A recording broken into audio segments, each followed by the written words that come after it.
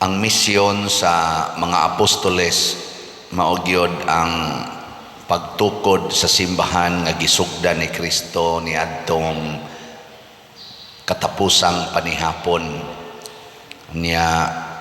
Kining maong simbahan ato ning gitawag karon og Catholic Church, ang malukpanon nga simbahan, o dili gayud mabuntog bisan sa gahom sa kamatayon. Mo na 2,000 years na, hapit na mo 2,000 years kapin nga nagpanaw kining maong simbahan. Nakaagi ni siya og mga persecutions, gipamatay, gipangmartir ang atong unang mga nagsugod ani, labi na gid ang mga apostoles, sama nila ni San Simon, San Judas, sila San Pedro Calungsod, San Lorenzo Ruiz, pipila sa mga daghan kayong nagpakamatay aron matukod kining simbahana. Gilingi ay mong tupad, inaandam bakang mutukod sa atong simbahan. Ngutan na kanang wa mulingi muguba na og simbahan. Kana kamo wa mulingi, kamoy tiguba sa simbahan. Ngano man kay ang simbahan natukod diha sa gugma, diha sa paghigugmaay. Ang sentro sa atong gugma mao si Kristo, ang gitawag og bato. Sentro ba nga bato mo na ingos Kristo, love one another as I love you. Wa siya moingong paghigugmaay mo sigon las inyong gusto. Lahi ra barong atong gusto paghigugmaay, tinukhangay dayon. Sex ra gyud ang sentro sa atong paghigugmaay karon. Sex, kaulag, kalaway, lawas nun. Di na makatukod og simbahan, makaguba ginag simbahan. Di ba? Na ikaduhang lingi sa imong tupad, pangutan na unsay sentro sa imong gugma karon. Labi na aning gaangat ng eleksyon, kinsa may imong sentro ros gugma. Ana, pangutan na. Nya ikaduhang sentro sa atong gugma karon mao ang kwarta. Mo na dai pipilang nag-text nako, padir puerting pinalitay dire sa mga butante. Nako may pag-ilan ng ipalit og slot. Di ba? Ang mga butante pangpalit ko no. Naambot lang. Porti gid ang kwarta di ay. Napay niingon ako padir di ay kandidato kagawad. Nagsigig hangyo namo patabang kay nagkinahanglan aning maong kidakos kantidad. Pastilan. Kwarta ang sentro. Unya mao ni sila kunuhay ang mga mudagan og posisyon aron tukuron ninduton ang katilingban. Nya kwarta ang sentro, patay ning katilingbana. Ang kwarta mga igsoon muguba nagsimbahan. Bisag ang pari pa mao'y mahigugmas kwarta, muguba na simbahan. Ikaw pa der, sige magkagbaligyag slot, napadyo kay investment slot. Wala ba day ko ka-report ninyo dugay-dugay. Ngano man, tungod kay nagkwinta pa ta. Nya unsa man ni siya? Pangwarta ni o pagtukod sa simbahan kining atong gibuhat sige baligyag slot. Ha? Pangwarta o pagtukod? Kana kibaw mo dai mo, unya ni apil na mo.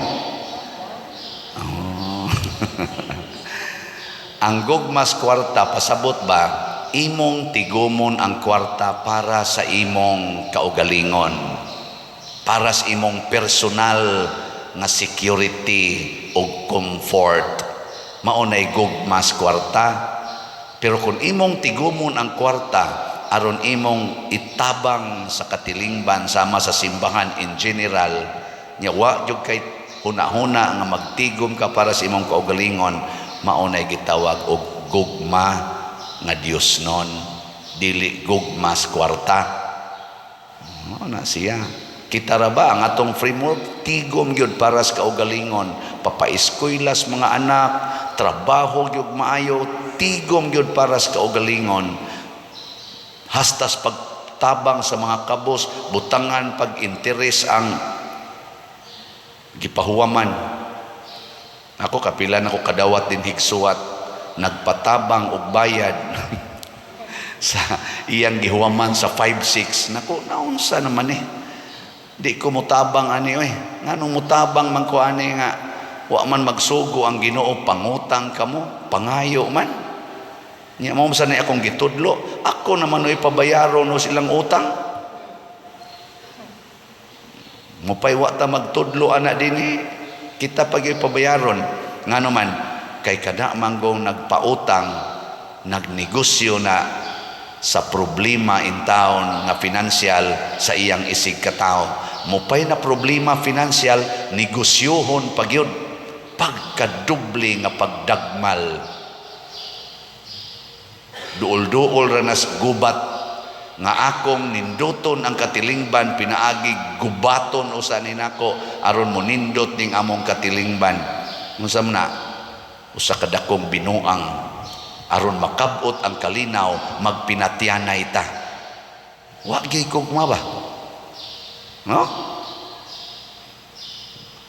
Ano mingaw mga imugnaw? Ngilingi ay mong tupad. Ing naandam kang muhatag og kwarta nako. Sige. Ing na. Lingi aba. Ngano manghatag mamo panahos eleksyon kung tinuod man na? Kung tinuon na kay ako, hapit naman sa ko mamatay, wa man gini offer nako nga tagaan kog kwarta para mo butar. Never. Sukad ko ni sugod og butar 1987. Wa pa 86 ba to? Wa pa jud ko kasuway nga gitagaan kog kwarta aron ko mo butar. Sige silang sulti anang hinatagay ko no, hinatagay tinuod na dili. Hangtod karon isa kinamangay ko no, kinamangay. Wa may nikamang nako dinis kumbinto. Hasta tos una dito ko Cebu City, dito ko laing assignment, wa may nikamang niya, kinamangay ko no. Kanang ambot lang tinuod ba na, pero kung tinuod ba na, ngano man nga mao man ay imong gibuhat aron lang kamo daog. Unsa may imong gihigugma diha sa imong pagdagan diha ng eleksyon, ang imong kaugalingon o ang katilingban nga imong gitanyagan sa imong pag-alagad. Una, ang unang gigamit sa mga apostoles aron mulambo ang katilingban, ang simbahan, gugma. Nya unsa may ilang paagis paghigugma, una, gasangyaw sila sa pulong sa Ginoo ug nagbuhat sila sa buhat ni Kristo. Pulong sa Ginoo ang atong isangyaw. Kanang inigingon ako ninyo, pamalit mog slat, pulong nas Ginoo. Ngano man kay gustos Ginoo nga ang inyong kwarta ipaambit dinhi sa simbahan aron matukod ang simbahan. Bahala nag ang akong naong mura na nig slat, nituog yun ko nga pulong ginis Ginoo aron tudluan ta nga ang kwarta unta nato gamiton para sa katilingban, dili para sa atong kaugalingon. Na siya. Salamat sa nitubag. Tagaan ta mog update karon. Una, ang atong holy pads for National Retreat of Priests karong November 7 to 9. Karon na ba lang ning November 7 ha? Apit na ni, next week na ni. Ang atong halin niabot nag 84,654. 15,346 na lang ka slots ang nahibilin. Nya naatay 30 slot challenge. Ay sa mugpakpak. Naatay 30 slot challenge ani niabot na sa 820 ka 30 slot challenge. So pakpak na. Yes. Mauna siya sa holy pads aron pag palampos aning retreat sa mga pari national retreat pamasin nga mas mapalambo, mas mapalig-o namo ang among bukasyon sa pagkapari dinhi sa atong simbahang Katoliko. This is to build the church. Ikaduha, sa akong sitiyo or Christ Transforming Union para nis akong birthday pakauwaw ko ninyo kay duna ko'y buhaton nga manghatag kog 60 ka pamilya na 5 kilo packed rice or 3,000 labing minus 3,600 ka 5 kilo packed rice panghatag ngadto sa atong mga 3,600 ka mga kabos kayong pamilya o musuway sa kog paayog mga balay sa 60 ka balay. Wa pa ko ka-count dito to na may mga proposal gikan sa atong mga chapel leaders. Ako patong iphon og pila na to kabuk balay nga gi-apply kay ato pa man ang check upon. Pero 60 ka balay ang ako untang ipaayo when I celebrate my birthday. Nga ang budget ani 40,000 slots na sitiyo. As of yesterday, hinay pamanghalin, 1,623 pa ka slots ang nahalin, 38,377 pa ang available. Naaman sa disay 60 slot challenge, tag 6,000 na anasay 13 ka 60 slot challenge na atong nadawat. So pakpakan gyapon nato ang tanang ni apil kung kining mga kabus kaayo ato ning matabangan makakita sa ni sila Ginoo kasagaran nila. So we build the church, the Catholic Church. Unya sa ato sang investment slot na DSAP na 140 slots atong gibaligya tag 500,000 pesos per slot ang atong halin niabot na og 94 slots. 46 slots na lang ang nahibilin. Pakpak na saan. 69 slots na ang atong actual nga nadawat sa 94 na analay 25 slots na pledges pa padong pangari in transit pang ilang mga actual nga in cash investment. So kining tanan ato ning gibuhat aron pagtukod sa simbahan, mga proyekto nagkinahanglan tag kwarta, pero nagkinahanglan tag kwarta tungod kay nahigugma ta sa simbahan, dili kay gamiton ang simbahan kay nagkinahanglan tag kwarta. Nana gipangwarta ang katilingban. Munay kuyaw kayo, no? Na asad bitaw karoy nagsigi natog follow aron lang mo scam. Daghang scammers nga nipahimo sa atong ngalan na nasay bag-ong na biktima. So ang inyo sang buhaton, una, kinahanglan ka mao gyud mong mangita sa atong YouTube channel kaning Padresiano Ubod. Pangitaa gyud ng atong official kaning channel sa YouTube Padresiano Ubod. Unya ikaduha, pangitaa ang atong official Facebook page na San Vicente Ferrer Paris Liloan Cebu. Na ato nang ipakita diha aron kada nato misa inig offertory song o kanana ang ending nga kanta ato ginang i-flash ang official natong website nya nga to sa mga official nga bank accounts, GCash accounts ug ang atong official nga mga contact persons sama nila ni Brad Bernardo Jacobi atong head sa finance, Sister Remy Ocaba o Remedios Ocaba akong secretary para sa atong mga schedules, nga si Sister Hinara Laborte ang atong treasurer ug accountant ug si Sister Edna Barusa. Mao ni ato mga official contact persons. Ay na mo contact anang uban. Ayaw na sad mo pagsigig sunod ana mga channels nga dili official nato website kay adto man to nila dito ibutang ang ilang mga GCash account, adto man mo dito i-communicate, mag-advise pa unya ang atong mga misa mao'y gibutang dito. Kining atong YouTube channel nga Padre Siano Ubod, anhin na to din i-post ang atong kompleto nga misa.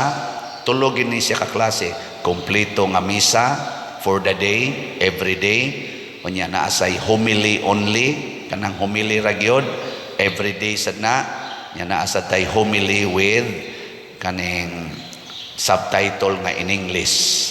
Adi na siya ma everyday gyud kanunay, pero siguro after 1 week human sa atong misa na musod na ang katong na ay subtitle kay lisod-lisod man pagtrabaho ana.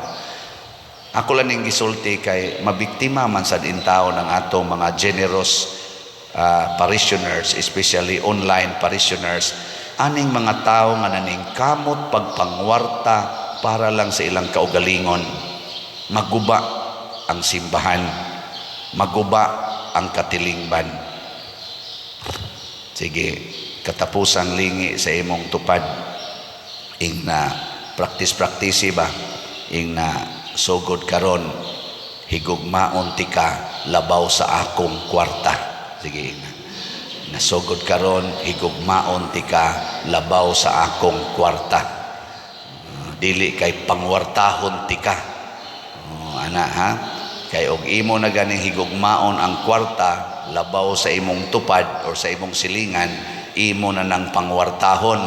Mao na mga scammers, mao na mga nag 5-6, mao na nang gasigi og pangilad anang mga tao para lang makakwarta. Iampo lang sad nato sila, no? Iampo nato. Salamat kaayo sa tanan nga nitabang nato dinhi og nagsigi pagtabang para sa atong simbahan. Dako kay ning grasya para ninyong tanan, og di gyud mo magmahay ani tungod kay nahiusa ta matud pas unang pagbasa, nahiusa ta sa usa ka lawas ni Kristo nga mao ang simbahan. Unya ang atong mensahe mulanog sa tibuok kalibutan. Bago kong giimbitar dito sa Camiguin, niya hapit tanang lugar nga among adtuan na agi magpa-picture. Ni siya, Father, nailhan na magikas tibuok kalibutan. Nako ang mensahe mulanog ginas tibuok kalibutan basta mensahis Ginoo. Pero ako palang personal nga mensahe di gina mulanog kay naong palang nako daan di na gyud attractive. Tingog sad nako dili sad attractive kay di bang ko may tagparihatang Brother ni og tingog, no? Bugnaw kay tanan ba. Akong tingog mura manig tingog gangsa nga napasmos tubig init, no? Kagalkal kayo ba ana. Pero tungod aning tingoga daghan kayong makarelate na. Pag abot nako dito sa airport, ingon din sir, agi lang diri, pag tingog pa lang nako, tangtangon day ni, lingi day yung mga kon, hala si Father. Nailhan ko no nila sa akong tingog. Nga nangaligo mi dito, butang pa mi diri daghan kayong mga harness ana, sibilya na kay ko, pag tabi-tabi na mo, nanaga na sa tong nagbantay dito sa ilang beach nga side kay magpa-picture kay nakadungog sa akong tingog sa si Father lagi gini na tingog maog yun. Ang ilang mensahe mulanog sa tibuok kalibutan tungod kay ang akong mensahe dili sa akong kaugalingon kung dili ang mensahis Ginoo nga nag-agda nato atong tukuron ang atong simbahan, dili nato gubon ang kalibutan pinaagi aning pangwarta, gubat ug uban pang mga sala sa kalibutan. Kadtong gustong mutukod simbahan, manindog na ta.